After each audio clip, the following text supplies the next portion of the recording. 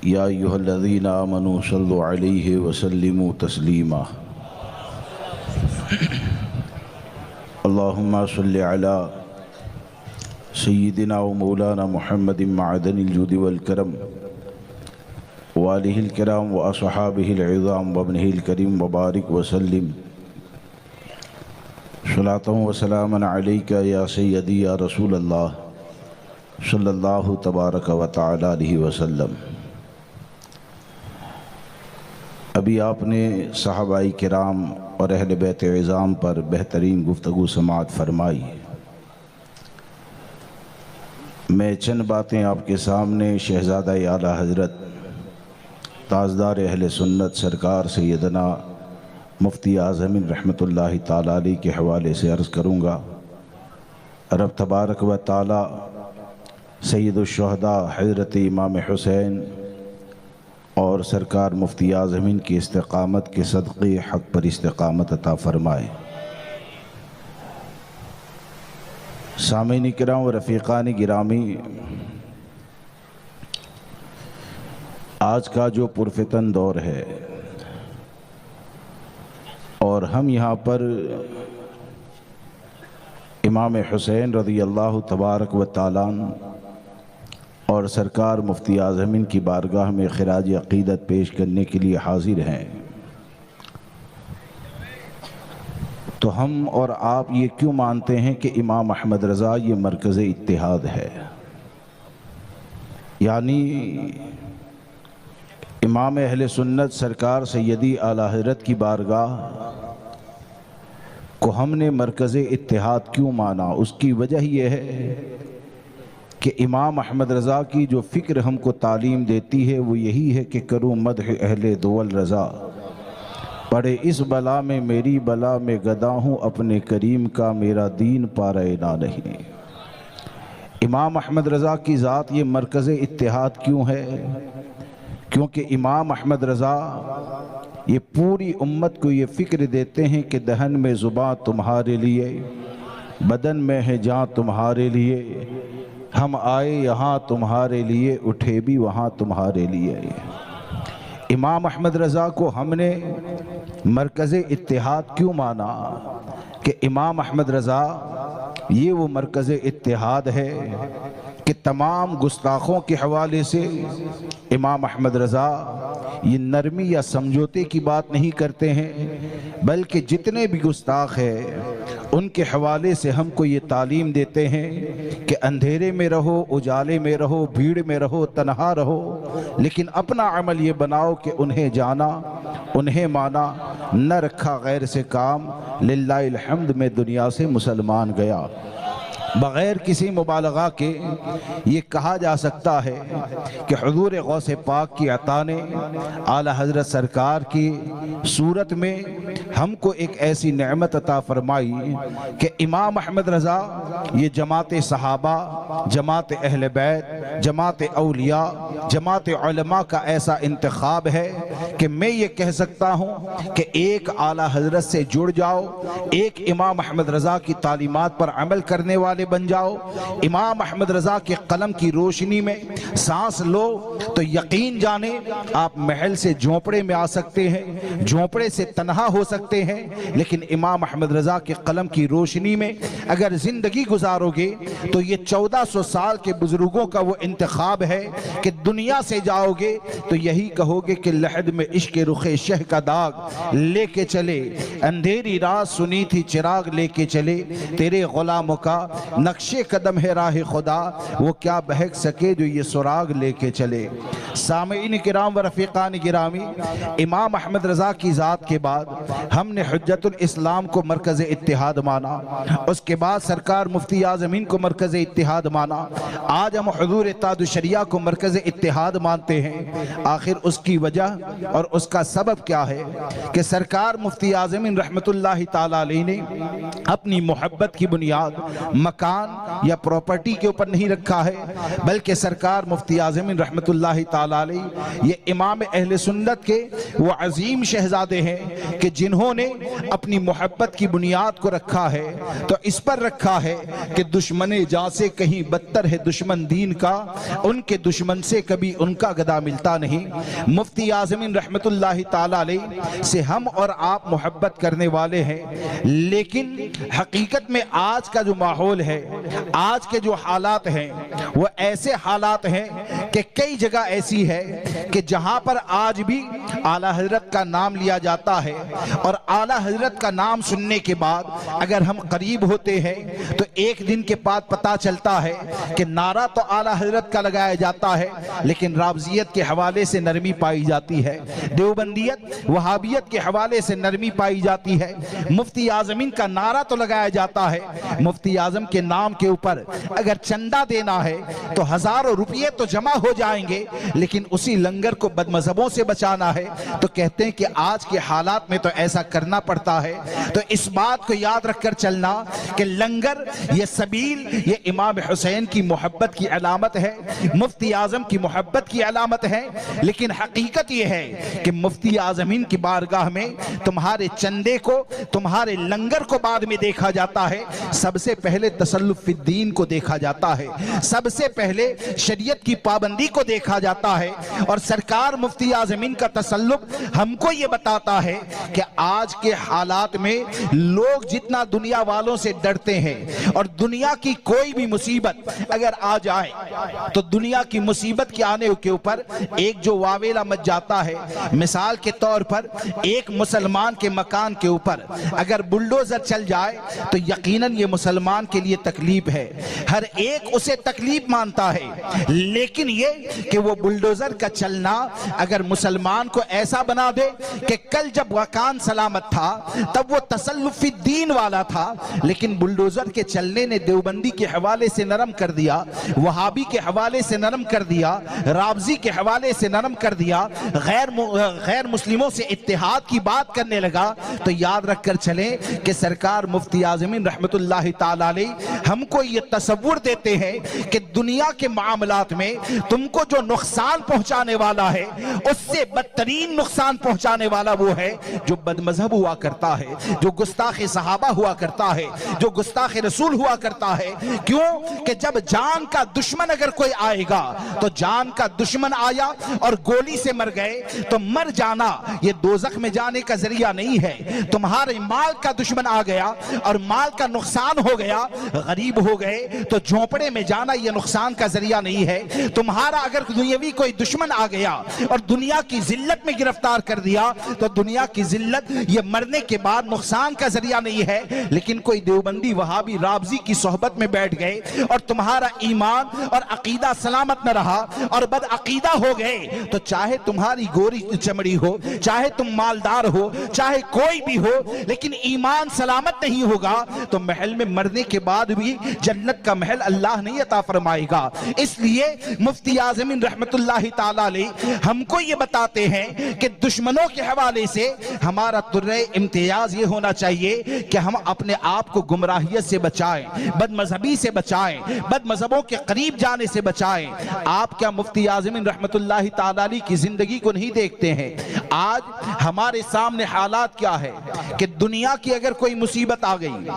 उस मुसीबत के ऊपर गुफ्तगू करने के लिए 2 घंटे का वक्त हमारे पास है। मैं ये नहीं कहता माज़अल्लाह कि मुसलमान को अगर कोई मुसीबत आए तो खुशी का इजहार करना चाहिए, हम तो ये कहते हैं कि मुसलमान का अगर एक प्याला भी छीन लिया जाए तो वो तकलीफ का जरिया है। लेकिन असल मसला ये है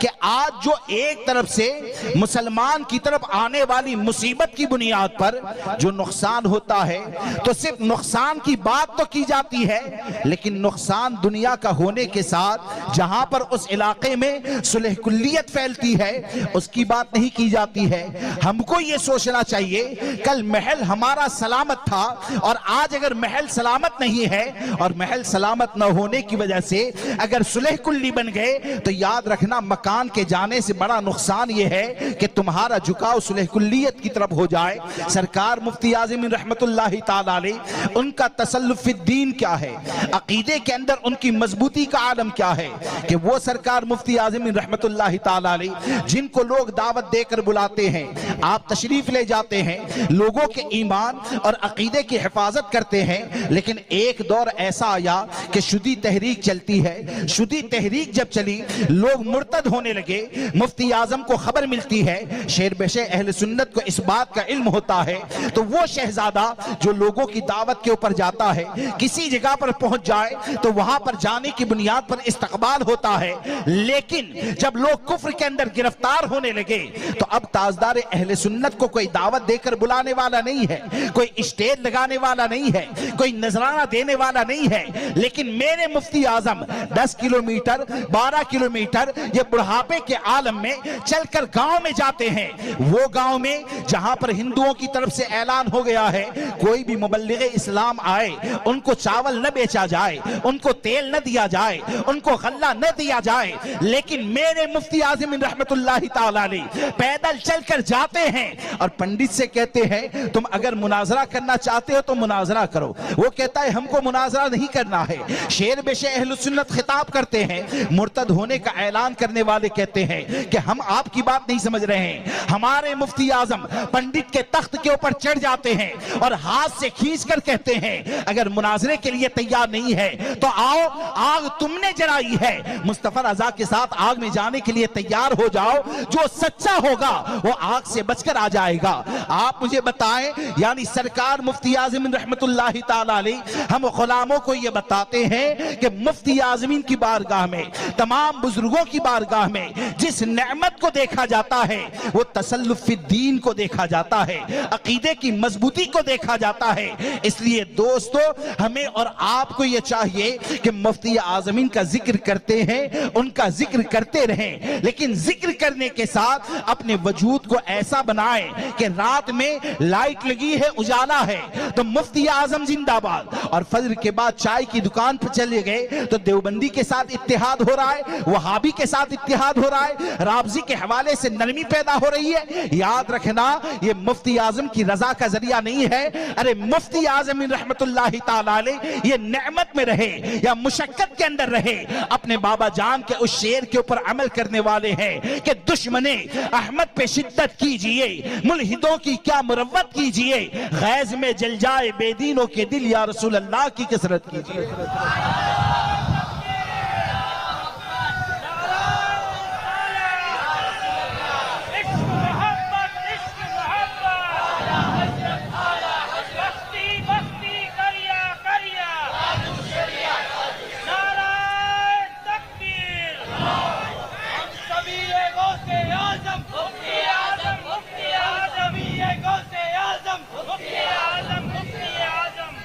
इसलिए हमको ये बात समझनी चाहिए कि सरकार मुफ्ती आज़मीन रहमतुल्लाहि ताला अलैह की तालीमात पर अमल करना ये अल्लाह रसूल अज़्ज़ व जल व सल्लल्लाहु ताला अलैहि वसल्लम की बारगाह से की क़ुर्बत का जरिया है। तो उनकी तालीमात पर अमल करना चाहिए, तसल्लुफ़िद्दीन इख्तियार करना चाहिए। और इन लोगों ने अकीदे की मजबूती का दर्स दिया, यानी इनके जरिए जब तसल्लुफ़िद्दीन अल्लाह ने हमको अता फरमाया तो यकीनन इन्होंने अकीदे का तसल्लुफ देने के साथ उस तसल्लुफ को कैसे बचाया जाए वो तालीम भी हमको अता फरमाई। वो तसल्लुफ कैसे बचाएंगे? आप अपनी मर्जी से किसी को भी सुनकर अपने अकीदे को बचा लेंगे, राबजियत से अपने आप को बचा लेंगे। आप जरा गौर करें कि सरकार मुफ्ती आज़मीन रहमतुल्लाहि ताला अलैह, सरकार आला हज़रत 1400 साल के बुजुर्गों ने हमको ईमान और अकीदे की हिफाजत के लिए जो तरीका अता फरमाया है वो तरीका क्या है? वो तरीका ये है कि हमारे कान सुने तो अहले सुन्नत की आवाज को सुने। हम अगर किसी की सोहबत में बैठे तो सुन्नी की सोहबत में बैठे, मोहतात उलमा की आवाज को सुने। अब आज का वक्त कैसा है कि आज के वक्त में आप ये कह सकते हैं कि सोशल मीडिया ये इतना बड़ा फितना है जो आपको तालीमात मुफ्ती आजम से दूर कर सकता है, आला हजरत की तालीमात से दूर कर सकता है। जब इमाम अहमद रजा ने हमको ये बताया कि बदमज़हब की किताब पढ़ना ये नाजायज और हराम है, गुस्ताख गुस्ताखे सहाबा, गुस्ताखे रसूल की तहरीर को पढ़ना ये नाजायज व हराम है, जब किताब को पढ़ना ये नाजायज व हराम है, तो एक रावजी अगर पोस्ट एक सफे की बना देता है और गुजराती में बनाने के बाद अगर सौराष्ट्र में घुमाने लगे तो क्या एक सफा पढ़ना तुम्हारे लिए जायज हो जाएगा? आप वर्कशॉप के ऊपर अगर उंगली घुमाते हैं और अमीर माविया के बारे में क्या कह दिया, आपने क्लिक किया, 2 मिनट सुनने के लिए तैयार हो गए, तो आप मुझे बताएं कि आप जो मसलके आला हजरत का नारा लगाते हैं, सरकार मुफ्ती आजमीन की मोहब्बत की बात करते हैं, तो आला हजरत ने, मुफ्ती आजम ने, हुजूर ताजुशरिया ने, हमारे बुजुर्गों ने जो अकीदे का तसल्लुब अता फरमाया, वो तसल्लुब की हिफाजत के लिए जो वजीफा दिया गया है, वो वजीफा यही है कि नबी से जो हो बेगाना उसे दिल से जुदा कर दे, पिदर मादर बिरादर मालो जा सब उन पर फिदा कर दे। आज लोगों की सोच ये बनती जा रही है, हजरत मोहम्मद बिन सीरीन रहमतुल्लाहि ताला अलैह वो बदमज़हब को सुनने से डरते हैं और पूछा जाता है कि आपने क्यों नहीं सुना? बोले कि मैं डरता हूं कि इसकी बात मेरे दिल के अंदर बैठ जाएगी तो कहीं मैं गुमराह न हो जाऊं। और आज हाल ये है कि लोगों को उर्दू पढ़ने का सलीका नहीं, और रावजी अगर गुजराती के अंदर पोस्ट बनाता है तो हमारे ही लोग उसको शेयर करते हैं, हमारे ही लोग उसको आगे बढ़ाते हैं। इसलिए दोस्तों, हम इस बात को याद रखकर चलें कि इमाम अहमद रजा का मसलक, इमाम अहमद रजा की तालीमात और इमाम अहमद रजा की तालीमात पर अमल करने के लिए हमको जिन लोगों ने हुक्म दिया, यकीनन वो हजारों लोग हैं जो कामयाबी के साथ कब्र के अंदर गए, और यकीनन ये कह सकते हैं कि इमाम अहमद रजा से अगर जुड़ जाएंगे और इमाम अहमद रजा के नक्शे कदम पर अगर चलते रहेंगे तो उसी रास्ते के अंदर सिद्दीक अकबर का इश्क भी मिल जाएगा, फारूक आजम की मोहब्बत भी मिल जाएगी, उस्मान और अली की मोहब्बत भी मिलेगी, सहाबा अहले बैत की तालीम भी मिलेगी, और यकीन के साथ आप ये कहेंगे कि मसलके आला हजरत ये कोई नया मसलक नहीं है, बल्कि फिक्रे रजा ये है कि या रसूल अल्लाह तेरे गुलामों का नक्शे कदम है राह खुदा, वो क्या बहक सके जो ये सुराग लेके चले। आज जो हुजूर ताजुशरिया को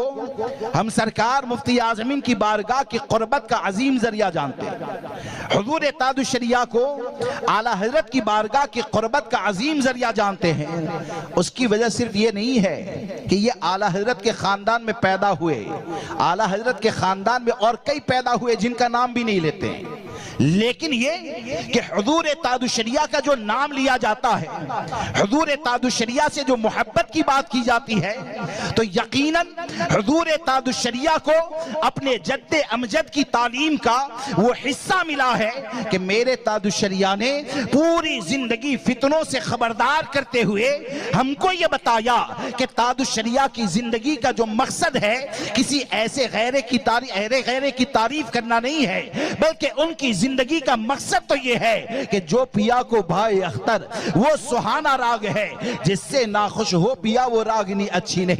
आप जानते हैं ताजुशरिया को इमाम अहले सुन्नत की बारगाह का अजीम वसीला क्यों माना जाता है, हुजूर मुफ्ती आजमीन की बारगाह का अजीम वसीला क्यों माना जाता है? कि आप माजी करीब के अंदर देखें कि मिनहाजियत का फितना जब उठा था तो बहुत से बड़े बड़े कहे जाने वाले ये कहते थे कि ये तो इल्म गैब के ऊपर हजारों दलाइल देता है, मदीने मुनव्वरा की अजमत के ऊपर बेशुमार फजीलतें बयान करता है, इसके रद्द करने में जरा एहतियात करना चाहिए, इसके रद्द के अंदर खामोशी इख्तियार करनी चाहिए। लेकिन मेरे ताजुशरिया ने अपने ज़हनो फिक्र से फैसला नहीं किया, बल्कि कानून मुस्तफ़ा ने जो बताया वही ताजुशरिया और मुहद्दिस कबीर ने हमको ये बताया कि मिनहाजी यानी जो ताहिरुल पादरी है वो अगरचे इल्म गैब की बात करता है, लेकिन अशरफ अली को काफिर नहीं कहता है, वो मुसलमान नहीं हो सकता है, वो आशिक मुस्तफ़ा नहीं हो सकता है। क्यों? कि मुसलमान कौन होगा जो गैरों के साथ इत्तेहाद की बात नहीं करेगा, बल्कि जिंदगी के हर मोड़ पर यही कहेगा कि उन्हें जाना उन्हें माना, न रखा गैर से काम, लिल्लाहिल हम्द में दुनिया से मुसलमान गया। अस्सलामु अलैकुम व रहमतुल्लाह।